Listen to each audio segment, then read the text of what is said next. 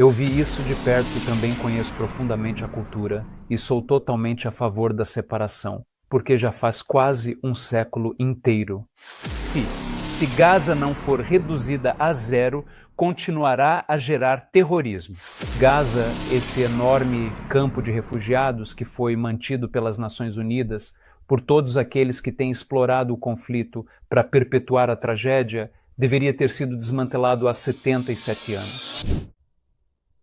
Radicalizar e doutrinar crianças pequenas e inocentes é totalmente aceitável e até mesmo incentivado na sociedade palestina contemporânea. E claro, década após década, inúmeras pessoas morrem tragicamente e muitas crianças se tornam terroristas, crianças se tornam homens-bomba, perpetuando um ciclo de violência. E em vez de perceberem que isso é um ciclo vicioso e destrutivo, que nunca pode realmente acabar, eles continuam a seguir o mesmo caminho. Eles elogiam os atentados suicidas. Eles elogiam a violência. Eles não olham para a causa raiz, que é a disseminação de ideologias doentias que ameaçam qualquer sociedade, não apenas a sociedade palestina. Antes de ser uma sociedade palestina, é uma sociedade árabe. Mas o palestinismo é basicamente uma ideologia. É uma espécie de religião, um sistema de crenças, e eles lavaram o cérebro de todos. Eu deveria morrer por essa causa. Ninguém jamais me disse que minha etnia era árabe. Eles queriam que fôssemos palestinos, mesmo que a Palestina nunca tenha existido.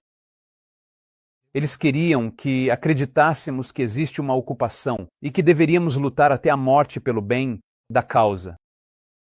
Então eu acabei na prisão. Perdi minha família. E veja hoje, 15 anos depois que deixei a região, é a destruição total de Gaza. Destruição total.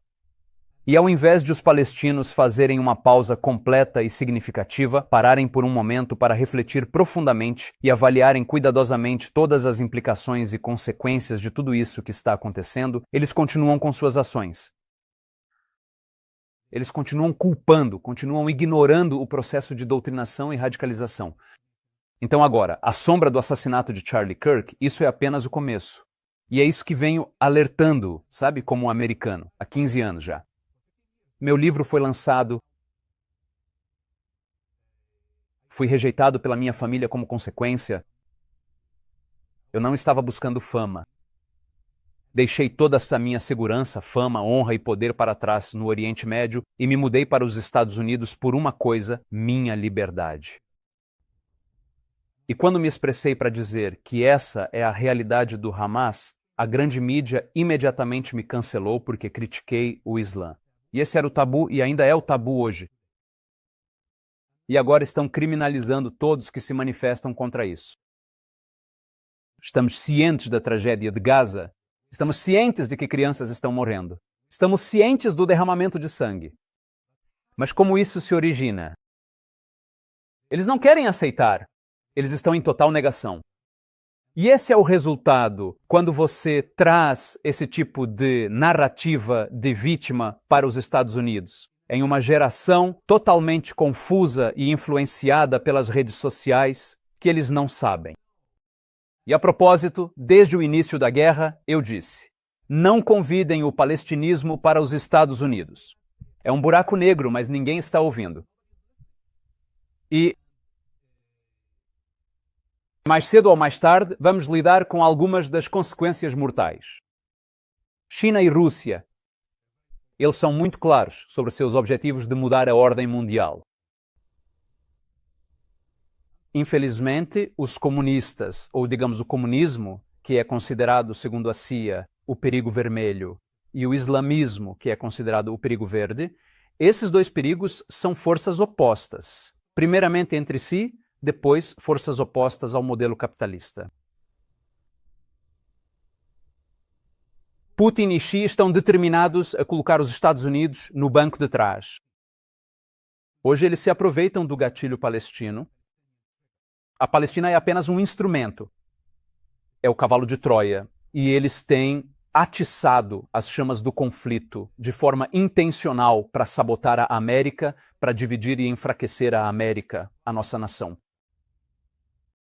Eles não querem que a América lidere E eles não poderiam ter um dispositivo mais destrutivo do que a Palestina, mesmo que a Palestina seja inexistente. É um substituto. Então esse é o grande jogo ao qual a maioria das pessoas não está prestando atenção. Mas 10 anos de experiência em contra-terrorismo como parte da inteligência israelense foi a maior escola da minha vida. Os governos estão cientes desse perigo. Não é segredo, mas eles não sabem como combater isso. E é isso que eu disse. As redes sociais e a IA estão permitindo que eles transcendam as barreiras políticas e culturais, para doutrinar jovens mimados que não sabem o que fazem e para recrutar exércitos. Agora, o problema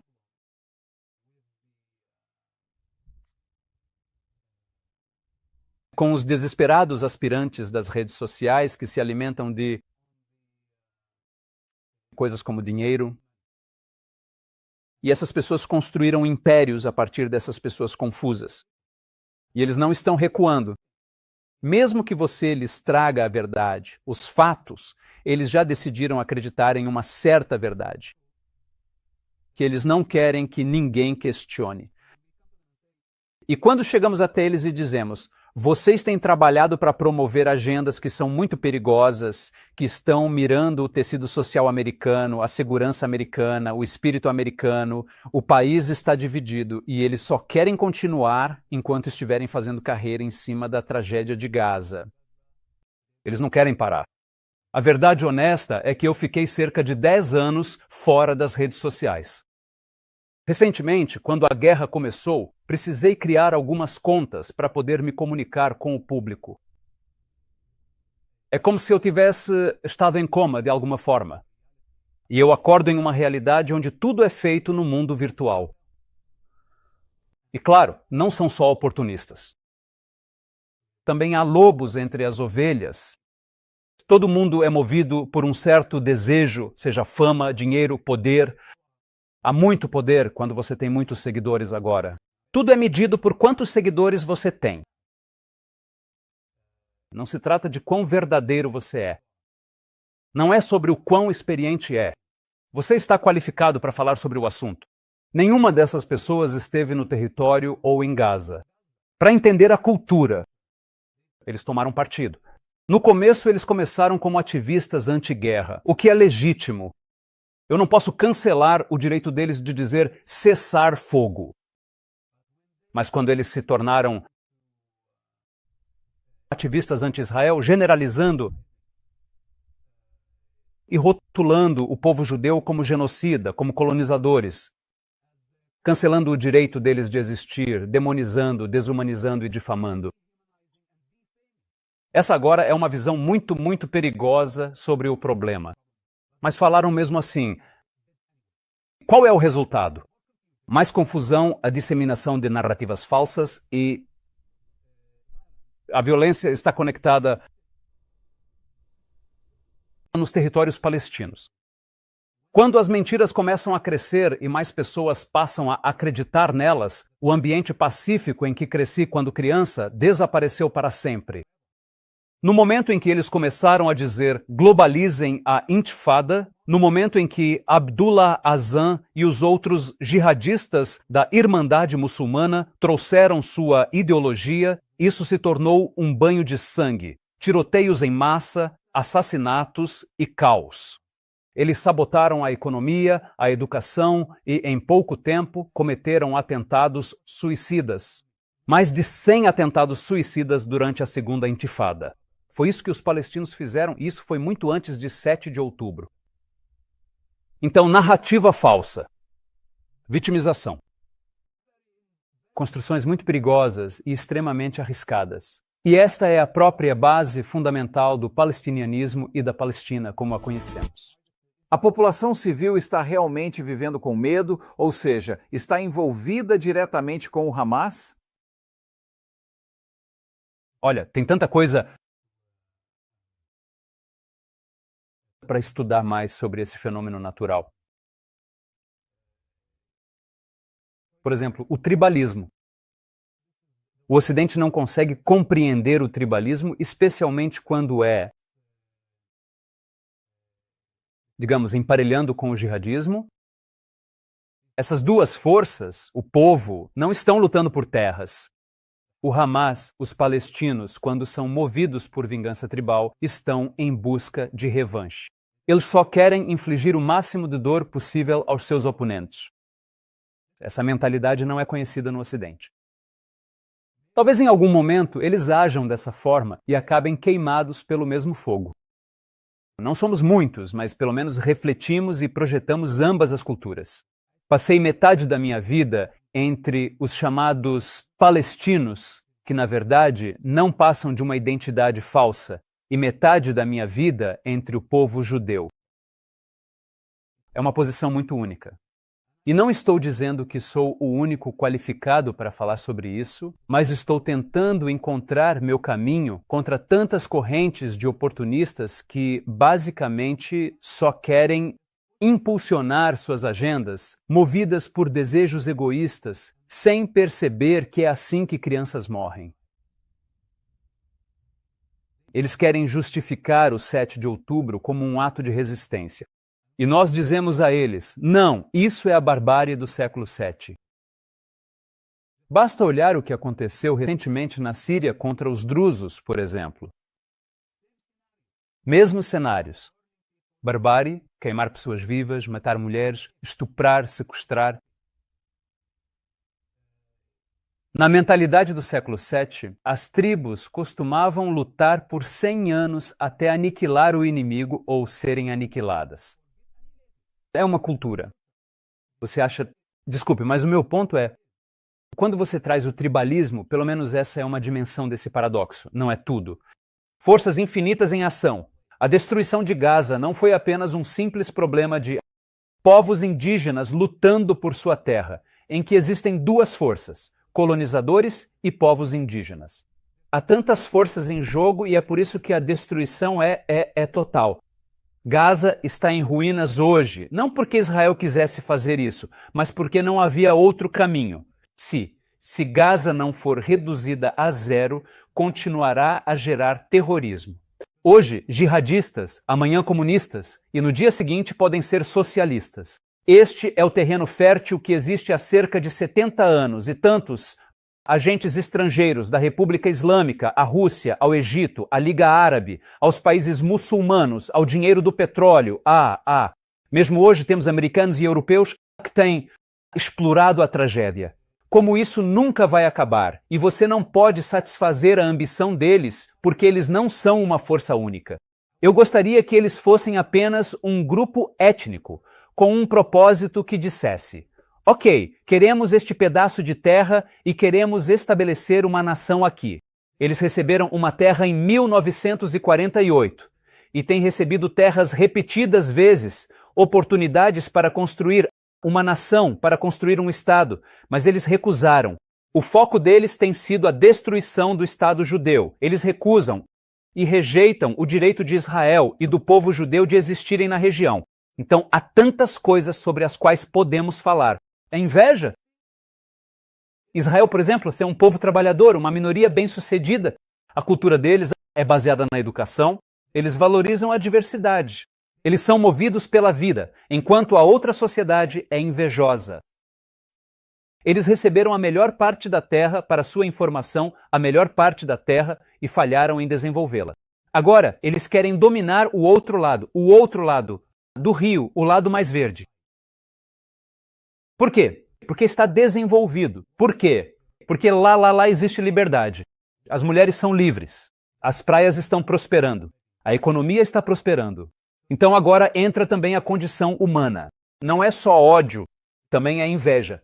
É realmente uma ilusão. É o condicionamento humano baseado no mito do século VII, tribalismo, e ainda por cima todo o... entidades estrangeiras tentando acertar suas contas e fazendo as crianças pagarem o preço. Eu poderia continuar falando para sempre. É algo tão ilusório e tem tantos lados. É por isso que sou totalmente contra esse recipiente chamado Palestina. É um gatilho muito, muito perigoso. E se as pessoas não acordarem, não será apenas a destruição de Gaza. Pode ser a destruição da Europa e possivelmente a destruição dos Estados Unidos. E tem havido um debate nos Estados Unidos desde o 11 de setembro sobre se o radicalismo islâmico do tipo que vimos na Al-Qaeda, vimos com o ISIS, vimos com a Jihad Islâmica, tudo isso é um produto natural do Islã ou é um desvio? Um desdobramento do Islã que está fora do verdadeiro espírito do Islã. O que você acha? Olha, essa é a zona perigosa que ninguém quer entrar. Por quê? Primeiro, porque os muçulmanos são maioria. Quando falamos de 25% da população da Terra, isso não é apenas uma pequena minoria. E eles são muito poderosos porque por trás deles estão a Arábia Saudita, o Catar, o dinheiro do Golfo Pérsico, a República Islâmica. Eles têm comprado o Ocidente. Isso inclui propriedades. Isso inclui políticos. E se apresentam como um país muçulmano moderado. Enquanto, na verdade, estão patrocinando o Hamas, espalhando a ideologia da Irmandade Muçulmana e vendendo o Ocidente através da Al Jazeera. Uma versão pacífica do Islã que não existe. Vamos dizer que a grande maioria dos muçulmanos não concorda com a barbárie islâmica. E quando digo barbárie, por quê? Porque no Alcorão, que é a autoridade máxima do islamismo, está a palavra de Alá e funciona como legislação. É isso que inspira os jihadistas. Os jihadistas não interpretaram o Islã de forma errada. Eles compreendem o Islã completamente. Então, a grande maioria dos muçulmanos se identifica com algo que eles completamente se opõem, porque basicamente é a identidade de nascimento deles. Mas é uma identidade religiosa, assim como o palestinianismo. Não é uma etnia. Não é uma raça. E por causa disso, da influência financeira no Ocidente do dinheiro do petróleo árabe, eles silenciaram todo mundo. Qualquer um que tentasse criticar o Islã era cancelado. Por exemplo, fazia parte do meu trabalho, depois que publiquei meus livros, ir às universidades e falar com os estudantes com base na minha experiência pessoal. E eu não sabia por que fui cancelada das universidades. Hoje percebemos que o Catar, a Arábia Saudita, são países que estão se destacando muito. E outros países árabes e países muçulmanos controlam as universidades porque basicamente são grandes doadores. E como trazer alguém que realmente se libertou do Islã para o campus para criticar o Islã? Então eles iriam irritar seus doadores. E agora eles comprometem a verdade. Em vez de instituições educacionais, quantas pessoas saíram do Islã e perderam tudo, arriscaram a própria vida, ao invés de serem ouvidas? Eu estudei a Sharia, estudei o Alcorão, cresci entre o Hamas e a Irmandade Muçulmana, que agora funciona como uma ameaça à civilização e à segurança global. Você está brincando comigo que eu não me qualifiquei, ao menos para ter um púlpito ou uma plataforma para expressar minha experiência em primeira mão? Que tipo de universidades me cancelariam só por causa do meu discurso? E eu não tive a intenção de ofender os muçulmanos. Eles imediatamente me rotularam como islamofóbico, mesmo eu tendo sido criado no Islã.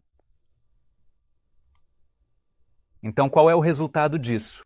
Radicalização. E é assim que eles continuam espalhando seu ódio,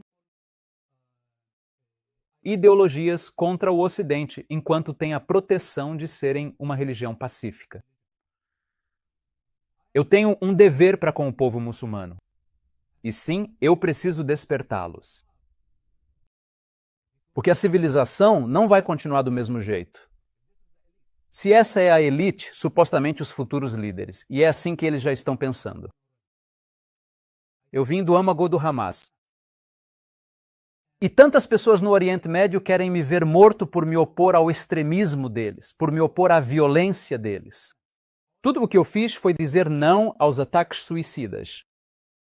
Atingiram civis indiscriminadamente e disseram que isso era traição e colocaram uma sentença de morte mentirosa sobre minha cabeça. Hoje, no Ocidente, tantas pessoas concordam com isso e têm repetido as acusações do Hamas e as acusações palestinas. Então, se queremos crucificar aqueles que lutaram em nome da humanidade para salvar vidas humanas e queremos sentenciá-los à morte, ou pelo menos queremos validar tal veredito emitido por um grupo bárbaro como o Hamas. Isso significa que chegamos ao fundo do poço. Não havia sentido algum na Oxford Union ou em qualquer outra faculdade tentar racionalizar com esse tipo de mentalidade quando estão literalmente apontando uma arma e validando uma sentença de morte sobre minha cabeça. Como posso racionalizar com pessoas assim? Não há nada sobre o que conversar. Não há espaço para diálogo.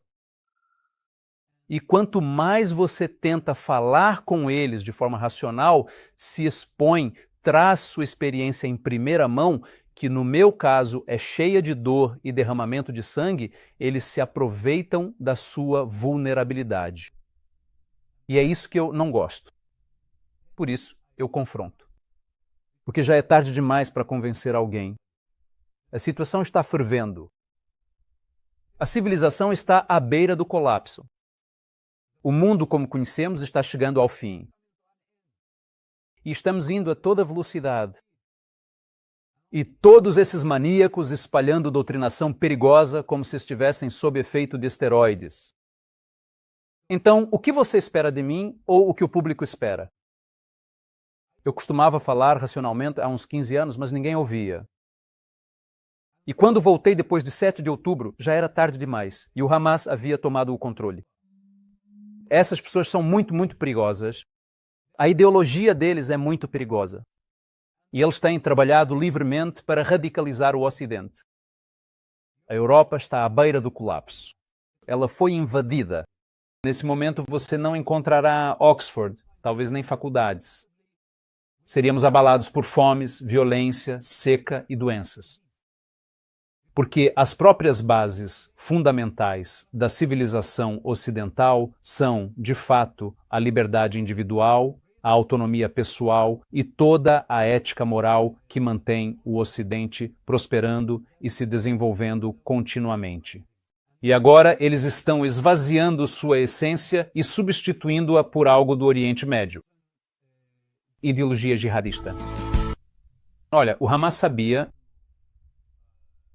a retaliação israelense inesperada. Eles esperavam uma operação terrestre. Eles fizeram reféns e usaram seus filhos e mulheres como escudos humanos. O que nos leva de volta às próprias bases da narrativa palestina de que a Palestina nunca existiu.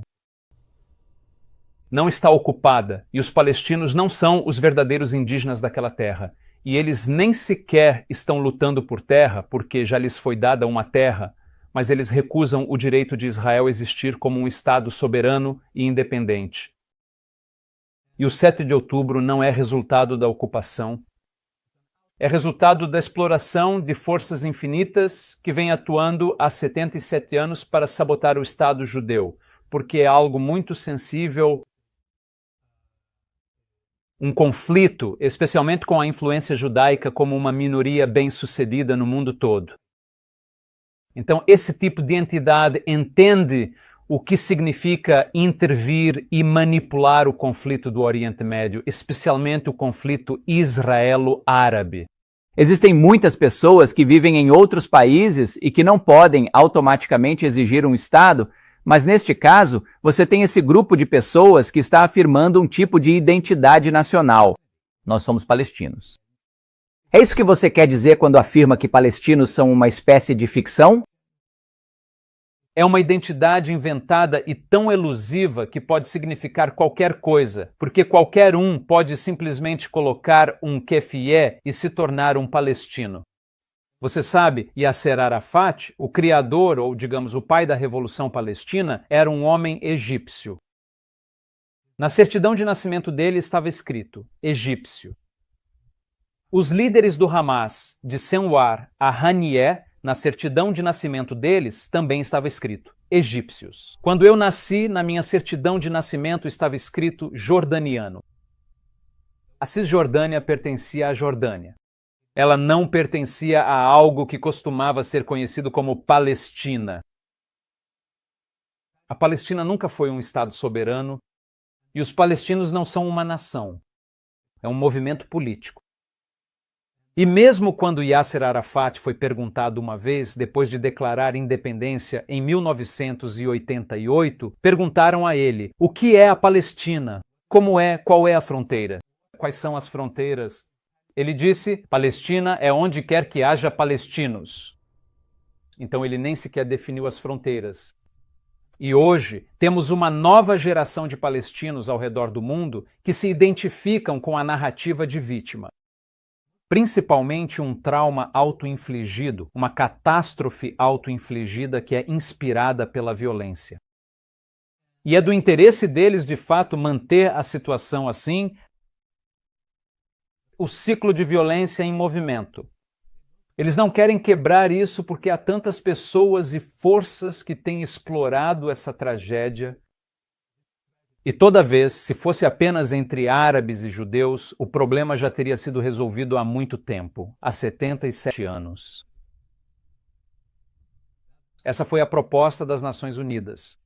Vamos dividir a terra. Esta parte para os árabes, e aliás, como eu disse antes, era a melhor parte, o solo mais fértil, mas os árabes recusaram isso. O problema era entre Israel e os países árabes. Não existia Palestina nenhuma. Mas então a identidade palestina nasceu quando a OLP foi fundada em 1964. E pouco depois, Yasser Arafat passou a usar a kefiyeh, que é um símbolo iraquiano originário de Kufá, e ela se tornou o símbolo dos palestinos. Ele pegou numa bandeira jordaniana e removeu a estrela dela, e assim ela se tornou a bandeira palestina. Ela nunca existiu antes e surgiu apenas como um movimento hostil para substituir Israel, não para construir uma nação que possa prosperar e florescer em paz, em uma relação pacífica com Israel. Então eu poderia continuar para sempre falando sobre essa falsidade. E agora é a luta deles. E, novamente, como eu disse, não passa de um trauma autoimposto, uma catástrofe autoimposta que eles continuam repetindo vez após vez. E Gaza é apenas o último capítulo em sua história em quadrinhos. Então, quando você tem um povo que de fato não se importa verdadeiramente com seus próprios filhos e cujo foco inteiro e principal é a causa e a continuidade incessante dessa causa raivosa e destrutiva, eu não tenho respeito por essas pessoas. Não me importa qual tipo de identidade, mesmo que fossem um grupo étnico legítimo, ainda assim eu teria um problema com isso. Você sabe, em Israel, toda a nação protege as crianças. É uma prioridade. Por que Israel foi abalado em 7 de outubro? Porque o povo judeu viu crianças judias sendo sequestradas, bebês e recém-nascidos sendo queimados vivos, mulheres sendo estupradas. É por isso que o país ficou assim. Não há como nação, coexistir com essas pessoas. Israel, de boa fé, permitiu que Yasser Arafat e os outros palestinos viessem de fora na esperança de que isso resolvesse o conflito. Mas quando eles retornaram em Oslo, há cerca de 33 anos, em vez de paz, transformaram aquilo em um banho de sangue. Então, os palestinos são invasores. Nós não somos palestinos. Quando eu nasci, não havia nada escrito na minha testa dizendo palestino. Minha etnia é árabe. Minha língua é árabe. Nossa cultura é árabe. Se formos qualificados como algo, somos qualificados como Arafat. Mas palestinos, isso é algo que vem da Rússia, da China, da República Islâmica, de jihadistas, de comunistas. E agora, por buscadores de nuvens nos Estados Unidos. Qualquer um pode ser um palestino.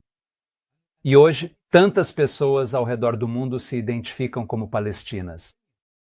E eu realmente não sei o que pode satisfazer suas ambições, especialmente quando, por natureza, elas são conflituosas.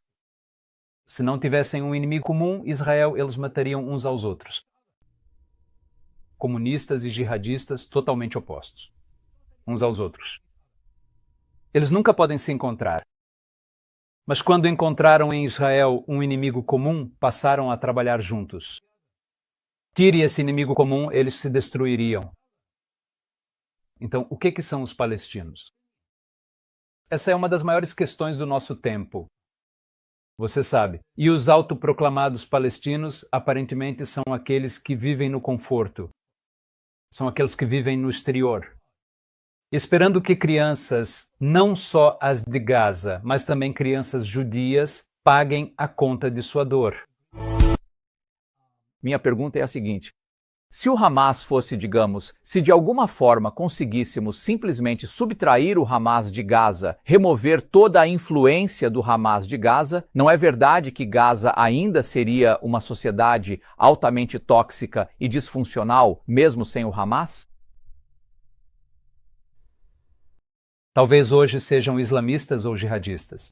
Amanhã estaremos lidando com comunistas que podem ser muito mais perigosos do que jihadistas e muito mais sofisticados em sua forma de guerrear, e isso nunca terá fim. O que está acontecendo em Gaza agora, na minha opinião, é realmente importante. Uma sociedade inteira foi sequestrada por terroristas, independentemente de sua ideologia. Todos eles concordam que a sociedade deve lutar até a morte. O objetivo deles é destruir Israel, não construir um Estado palestino. Então, o que podemos fazer? Apenas permitir que tais radicais, tais terroristas continuem com esse jogo. E quanto derramamento de sangue satisfaria a ambição deles? E digamos que, mesmo que eles conseguissem destruir Israel eventualmente, Deus me livre, eles parariam por aí? Veja o que os palestinos fizeram na Jordânia. Veja o que os palestinos fizeram no Líbano. Onde quer que vão, e novamente, não os palestinos como grupo étnico, mas os ideólogos palestinos que basicamente, na maioria dos casos, são anti-establishment. A Palestina não representa a ordem. Ela representa o caos. E os palestinos amam o caos, porque este é o único lugar onde eles podem prosperar. Eu estudei a Revolução Palestina e testemunhei a Revolução Palestina. É uma revolução pela revolução. Não é uma revolução pela criação de um Estado. A criação de um Estado é apenas uma ideia bonita.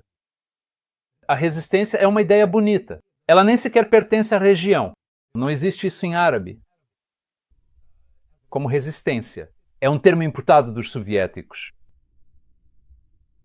Então, onde eles poderiam parar? E se eu lhes der a nação de Israel, se eu lhes conceder a terra de Israel, a vasta terra da Síria, a terra da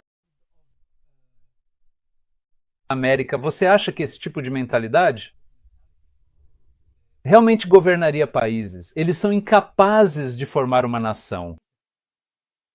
Eles não têm nenhuma qualidade. Eles não se qualificaram.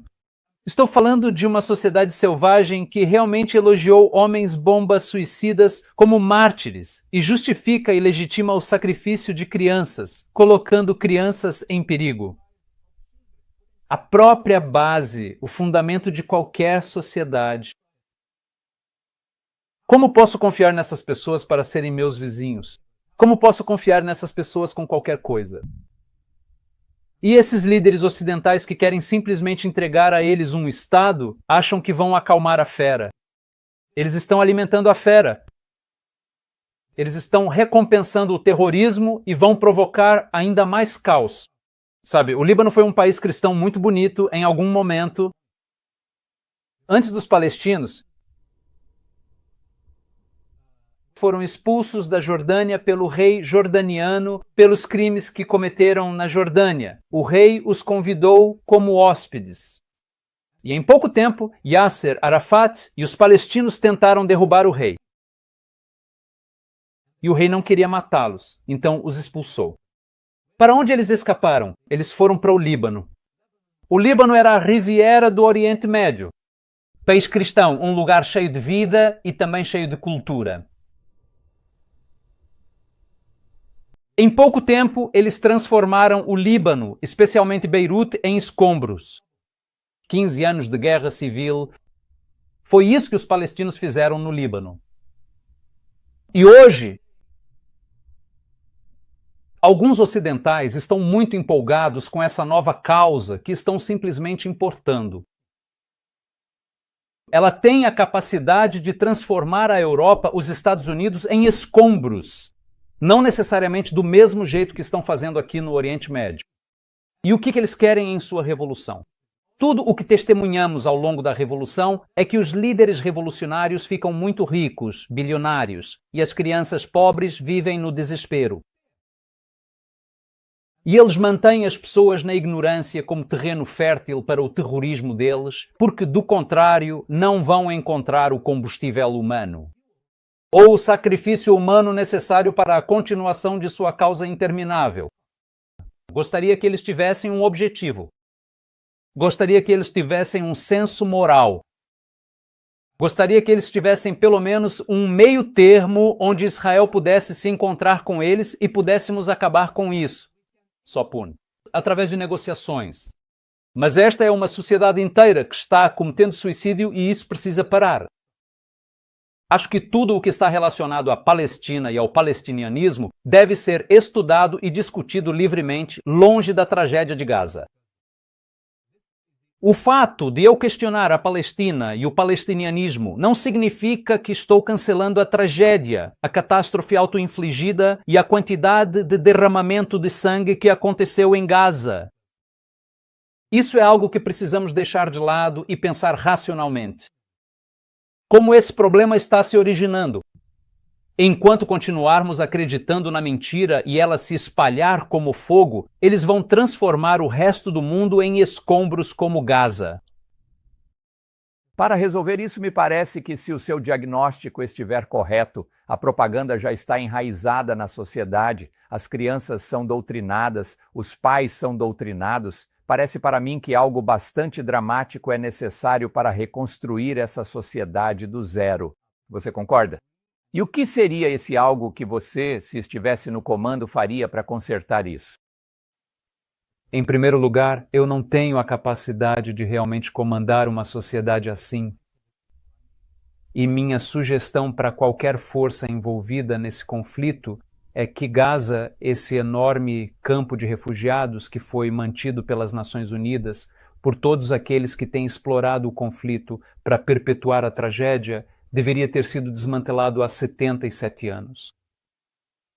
Mas eles mantiveram uma primeira, uma segunda, uma terceira e uma quinta geração de migrantes, de refugiados, Amin, para manter o status de refugiado, não só em Gaza, mas também na Cisjordânia, na Síria, na Jordânia, no Líbano. Essas pessoas merecem algo melhor, elas merecem viver. Os países vizinhos podem recebê-los. É lá que eles pertencem. A identidade deles é árabe. Eles podem se encaixar perfeitamente. E hoje eu não acho que Israel possa se dar ao luxo de manter esse foco de tensão tão perto de suas fronteiras. Eu não acho que seja justo. Não depois de 7 de outubro. A maioria das pessoas não viu o que aconteceu em 7 de outubro. Eu vi isso de perto e também conheço profundamente a cultura e sou totalmente a favor da separação, porque já faz quase um século inteiro. E um século pode te ensinar algo. Se eles vêm recusando a convivência e querem continuar essa luta por 100 anos, você acha que em mais 100 anos eles vão perceber que não temos outra escolha a não ser coexistir com nossos vizinhos e aceitá-los por sua identidade religiosa e étnica? Ou eles vão continuar a se adaptar à ideologia islâmica que demoniza os judeus, desumanizando-os em nome da Palestina, mas na essência é uma guerra islâmica que já dura 14 séculos. O Hamas nomeou seu ataque em referência à mesquita de Al-Aqsa. Eles chamaram de dilúvio de Al-Aqsa. Mesmo que eles controlem a mesquita e que essa mesquita tenha sido construída sobre o antigo templo judaico, e o Estado de Israel permita que eles adorem livremente, e não permite que os cidadãos judeus entrem na mesquita para não ofender os muçulmanos. Quando Israel capturou Jerusalém após a guerra de 1967, os generais judeus entregaram as chaves aos muçulmanos em um gesto pacífico para dizer a eles: é de vocês, não estamos aqui para conquistar sua religião. Mas você acha que isso fez com que os muçulmanos recuassem ou entendessem a mensagem de paz? Não, eles continuam acusando e dizem que a mesquita de Al-Aqsa está sob ocupação, mesmo que os judeus não possam entrar. Essa é a realidade. É uma guerra religiosa, mas de um lado só, não do lado judaico. É do lado islâmico. E no Islã nunca existiu algo chamado Palestina. Eles nem sequer têm um nome que descreva essa terra. Eles chamam de Bait al-Maqdis, que significa algo como o local sagrado. Esse é o nome que o Alcorão deu a ela. Eles não têm uma definição real ou um nome islâmico para a terra. Ainda assim, é um roubo de propriedade, é um roubo de identidade. A Palestina não é nada além de um substituto de Israel e o Islã não é nada além de um substituto do judaísmo. Se você pegar todas as coisas que os muçulmanos e o Islã roubou de outras culturas, de outras religiões, o Islã não teria nada. Não há nada de original nele. Voltaria a ser um ídolo enterrado na areia do deserto árabe. É isso que o Islã é. Tudo é emprestado, roubado do cristianismo, roubado do judaísmo, roubado de outras